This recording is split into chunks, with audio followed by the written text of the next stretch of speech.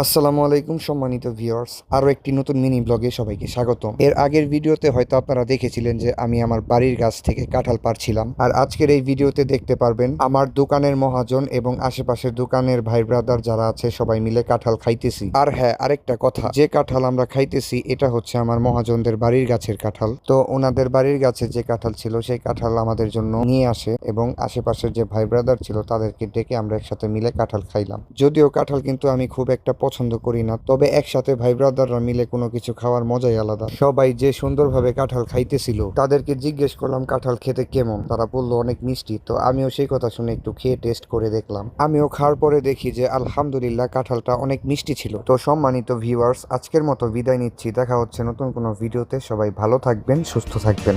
আল্লাহ হাফেজ। نفس روحنا ودمنا قلبنا بيرتاح هوام للي